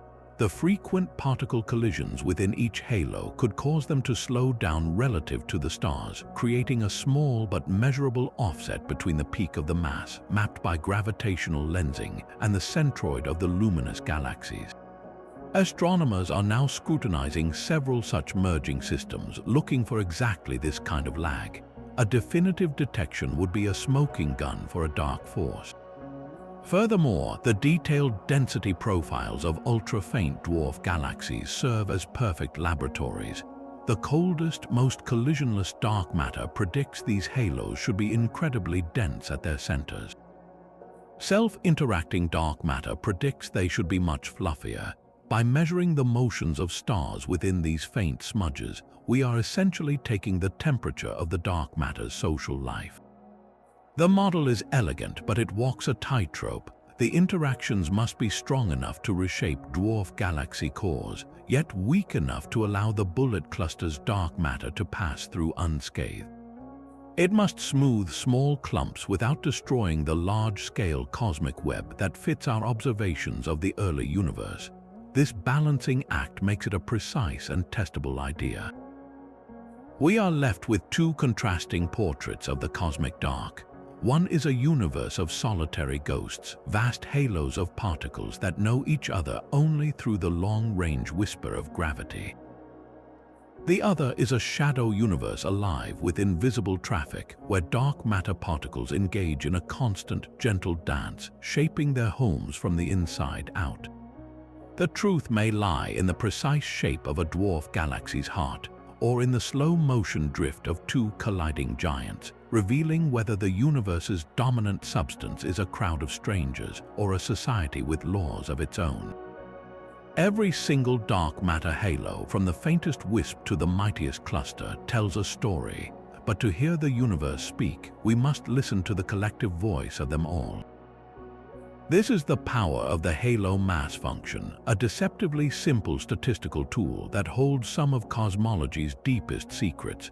The mass function is exactly what it sounds like, a census. It tells us for any given patch of the cosmos how many halos exist at each possible mass, how many are as small as a dwarf galaxy's halo, how many rival the Milky Ways? How many are the colossal titans that anchor galaxy clusters? This distribution is not random. It is a precise fingerprint, a direct prediction of our standard model of cosmology, Lambda CDM. The model makes a very specific forecast for how many halos of each size should have grown from the primordial seeds we see in the cosmic microwave background. If our understanding of dark matter and cosmic evolution is correct, then the real universe's halo sensors should match this prediction perfectly. It is the ultimate reality check.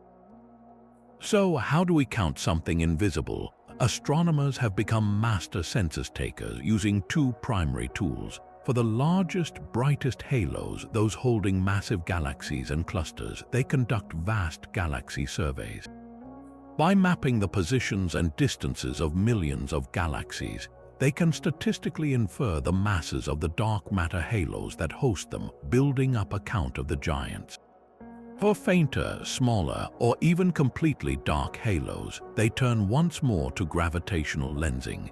Weak lensing surveys can detect the gravitational signature of halos regardless of whether they contain a single star, allowing scientists to tally halos across a vast range of masses. This is where the mysteries emerge. When we compare the predicted halo mass function to the one we actually measure, subtle but critical tensions appear. One of the most intriguing involves the most massive halos in the early universe. Our best simulations suggest it should take a very long time for gravity to assemble structures of such staggering scale. Yet observations, including those from the James Webb Space Telescope, suggest an unexpected abundance of these ultra-massive halos at very early cosmic times. It is as if the universe's largest construction projects finished ahead of schedule, forcing us to ask if dark matter is more efficient at clumping, or if some other early universe process gave these halos a head start.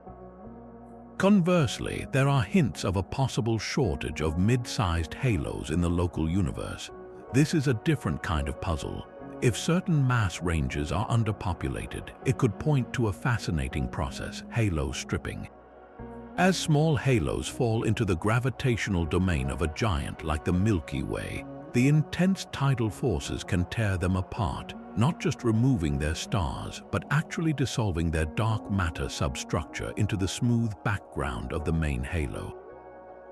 This could erase halos of a specific mass range from the census, leaving a gap in the mass function that tells a story of cosmic cannibalism. Every discrepancy in this cosmic headcount is a clue. A surplus of massive early halos might point toward warm dark matter or early dark energy. A shortage of mid-sized halos could reveal the detailed physics of tidal destruction and merger histories. The halo mass function is more than a list. It is a living document that records the life cycle of these invisible structures, from their rapid birth to their violent assimilation. By continuing this grand census, we are not just counting halos. We are taking the universe's pulse, checking if the heartbeat of cosmic structure formation matches the rhythm predicted by our most fundamental theories of the dark. Our place in a specific halo may be more than cosmic coincidence. It could be a prerequisite for life itself. The invisible architecture we have explored does not just hold galaxies together. It sets the stage for the entire cosmic drama of chemistry, planets, and biology. This leads us to a profound and speculative mystery. Do the properties of a dark matter halo directly influence the potential for life to emerge within its domain? The answer appears to be yes, in ways both subtle and dramatic, beginning with the most fundamental building blocks of existence. A halo's mass is the ultimate governor of a galaxy's destiny. Too small a halo and the gravitational grip is weak. In a tiny dwarf galaxy, the first supernova explosions can easily blow all the enriched gas. The heavy elements like carbon, oxygen, and iron forged in stellar furnaces clear out of the galaxy entirely. These elements, the very stuff of planets and people, would be lost to the intergalactic void. Life, as we understand it, requires this complex chemistry. A galaxy born in a puny halo might remain forever sterile, a pristine cloud of hydrogen and helium, beautiful but barren. Our Milky Way's halo, by beautiful contrast, is massive enough to act as a cosmic crucible. Its deep gravitational well ensures that even the most violent supernova blasts cannot eject all the precious heavy elements. They are recycled, falling back into the galactic disk to be incorporated into new generations of stars and ultimately the rocky planets that orbit them. Our halo provided the gravitational patience necessary for the slow, iterative chemistry of life. But what if a halo is too massive? The largest halos anchor galaxy clusters, environments of terrifying grandeur. Here, the danger is not a lack of materials, but an excess of violence. A galaxy dwelling in such a dense cluster is subject to frequent, close gravitational encounters with its neighbors. These near misses can violently distort its shape, triggering rampant, unsustainable star formation that burns through gas reserves in a blaze. Worse, actual galaxy mergers while building majestic ellipticals are cosmic cataclysms. During such a collision, while stars rarely hit each other, the gravitational tides are immense. Stable planetary orbits within the merging galaxies could be utterly disrupted, flinging entire solar systems into the cold depths of intergalactic space. A civilization rising on a world in such a turbulent neighborhood might find its sun suddenly hurled into a new and lethal trajectory, its night sky forever transformed by the looming wreckage of another galaxy. The halo, in this case, dictates the stability of the stellar neighborhood. Our Milky Way resides in a relatively quiet suburban halo, having absorbed its last major merger billions of years ago, granting a long, stable peace for life to experiment and evolve. There is a more intimate and eerie possibility to consider.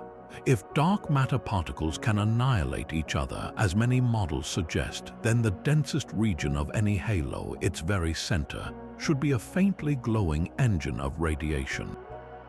For a solar system orbiting close to a galactic core, this background hum of gamma rays and other particles from dark matter annihilation could be a constant low-grade threat. It might increase mutation rates, disrupt planetary atmospheres, or simply make the environment too hostile for delicate molecular structures to persist. Our solar system, however, orbits in the galactic suburbs, about 27,000 light-years from the tumultuous core. We are far enough from the densest dark matter to be shielded from this potential hazard, yet close enough to benefit from the halo's enriching grip. This positioning feels like more than luck. It feels like a condition written into the cosmic ledger. So when we ask why we are here in this galaxy at this time, part of the answer may be inscribed in the invisible sphere of dark matter that cradles us. It provided the right mass to retain the elements of life. It provided a stable enough merger history to allow for planetary systems to mature in peace. It may even have placed us at a safe distance from its own invisible energetic processes. We are not just living in a galaxy. We are living inside a specific kind of dark matter halo, one whose unique properties may have silently, invisibly cleared the path for our existence. This connection ties the largest mystery in the cosmos, the nature of the unseen, to the deepest question of all. Are we, and any life like us, the rare and fragile beneficiaries of a very particular set of dark conditions? The answers we seek are already written into the fabric of the cosmos, waiting for the right moment to be read. We stand on the threshold of a golden age in cosmic exploration, armed with a new generation of tools so powerful they will transform our shadowy sketches of dark matter halos into high-definition portraits. The coming decades will be defined by a symphony of experiments, each probing the invisible giants from a different angle, and together they promise to either crack the mysteries wide open or plunge us into even deeper, more profound questions. The first wave of discovery will come from the sky, from observatories designed to map the universe with staggering breadth and precision. The Vera Rubin Observatory in Chile will soon begin a 10-year survey of the southern sky, its enormous mirror and giant camera capturing the entire visible sky every few nights. It will not just find galaxies, it will watch them, measuring the subtle flickers and motions of billions of stars to chart the gravitational influence of their dark matter halos in unprecedented detail. It will discover millions of new dwarf galaxies and tidal streams, mapping the substructure of our local universe with a thoroughness we can barely imagine. Following close behind, the Nancy Grace Roman Space Telescope will peer into the infrared, using its exquisite vision to perform weak gravitational lensing on a cosmic scale. It will measure the shapes of hundreds of millions of distant galaxies, creating mass maps of the dark matter web across 10 billion years of cosmic history. This will give us the ultimate halo census, testing the halo mass function across time and revealing whether our models of structure formation hold true from the ancient past to the present day. These telescopes will turn the cosmos into a vast statistical laboratory where anomalies are not just curiosities but data points in the billions. Yet, while telescopes map the halo's gravity, other experiments will hunt for the substance itself. Deep underground, in abandoned mines and beneath mountains, a new generation of particle detectors is being built. These are ultra-pure, ultra-quiet vats of liquid xenon or argon, shielded from cosmic rays, waiting for the once-in-a-lifetime ping of a dark matter particle from our galactic halo bumping into an atomic nucleus. Their sensitivity is reaching into territories where even the most elusive WIMP must show themselves or finally be ruled out for good. In deep space, gamma-ray telescopes continue to sift the high-energy sky, searching for the faint, telltale glow from annihilations in the hearts of dwarf galaxies or our own galactic center, while other instruments scan for the unique X-ray signature of decaying sterile neutrinos. And all the while, we keep listening to the faintest whisper from the beginning. New experiments are measuring the cosmic microwave background with even finer precision, searching for the imprints of primordial gravitational waves or subtle distortions that could reveal if dark matter interacted with itself or with dark energy in the universe's first moments. This is the ultimate test, a multi-front assault on the unknown. We are no longer relying on a single clue. We are combining the large-scale architecture seen by telescopes, the particle-scale signals sought underground, and the primordial blueprint from the early universe. Any successful theory must explain all of these results simultaneously. The convergence is what makes this moment so electrifying. Within a decade or two, the persistent tension between theory and observation must break. Either the cold dark matter paradigm will be validated by stunning new observations that fit its predictions perfectly, or a clear, undeniable anomaly will force a revolution, pointing us toward warm dark matter, self-interacting dark matter, or something even more unexpected. The dark matter halo has been a silent partner in the cosmic story for 13.8 billion years. Its silence is about to end. We have built the instruments to finally hear it speak. This invisible architecture is the silent protagonist in every cosmic story we tell. From the faintest dwarf galaxy to the grandest cluster, from the first glimmer after the Big Bang to the lonely fate of the last star, the dark matter halo is there, the unseen hand guiding the narrative.